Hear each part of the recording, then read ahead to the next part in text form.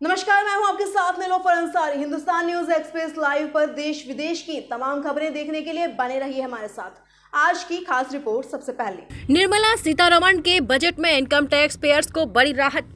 अब नौकरी पेशा लोगों को 12.75 नई टैक्स रेजीम के तहत कोई टैक्स नहीं लगेगा। वहीं अब पिछले 4 साल का आईटी रिटर्न एक साथ फाइल कर सकेंगे।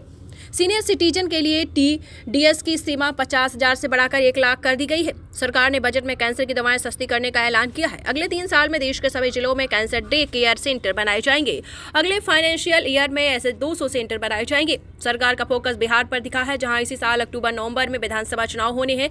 सीतारमण ने बिहार के लिए national institute of food technology की स्थापना करने का ऐलान किया है। राज्य में आईआईटी का विस्तार होगा, मखाना बोर्ड और 3 नए एयरपोर्ट बनाए जाएंगे। न्यू इनकम टैक्स बिल अगले हफ्ते लाया जाएगा। कैंसर की दवाएं सस्ती होंगी। पिछले 4 साल का आईटी रिटर्न एक साथ फाइल कर सकेंगे। अगले 6 साल मसूर, तुअर जैसी दालों की पैदावार बढ़ाने के लिए फोकस है। कपास की पैदावार बढ़ाने के लिए 5 साल का मिशन। इससे देश का कपड़ा उद्योग मजबूत होगा। किसान क्रेडिट कार्ड पर कर्ज की लिमिट 3 लाख से बढ़ाकर 5 लाख होगी। बिहार में मखाना बोर्ड बनेगा। इससे छोटे किसानों और व्यापारियों को फायदा मिलेगा। छोटे उद्योगों को विशेष क्रेडिट कार्ड, पहले साल 10 लाख कार्ड जारी होंगे। एमएसएमई के लिए लोन गारंटी 5 करोड़ से बढ़ाकर 10 करोड़ 1.5 लाख करोड़ तक का कर्ज मिलेगा। स्टार्टअप के लिए लोन 10 करोड़ से बढ़ाकर 20 करोड़ तक दिया जाएगा। गारंटी फीस में भी कमी होगी। खिलौना उद्योग के लिए मेक इन इंडिया के तहत विशेष योजना शुरू की जाएगी।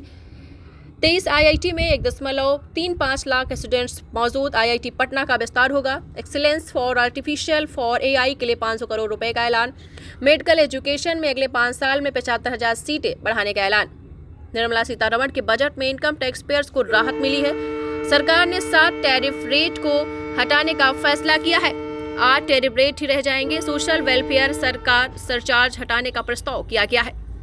निर्मला सीतारमण ने ऐलान किया कि 36 जीवन रक्षक दवाओं पर पूरी तरीके से ड्यूटी टैक्स खत्म कर दिया जाएगा।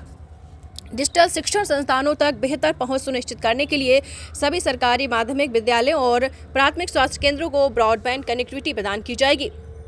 देश को खिलौनों के लिए बड़ा केंद्र बनाया जाएगा। वित्त मंत्री ने आयात निर्यात के क्षेत्र में हम योजना शुरू करेंगे। Post payment bank payment service ग्रामीण योजनाओं में बढ़ाई जाएगी। केवाईसी प्रोसेस को आसान किया जाएगा। जन विश्वास एक्ट 2023 के तहत 180 लीगल प्रोविजन को डिक्रिमिनलाइज किया जाएगा। फिर से मिलेंगे ताजा खबरों के साथ। तब तक बने रहिए हमारे साथ और देखते रहिए हिंदुस्तान न्यूज एक्सप्रेस लाइव।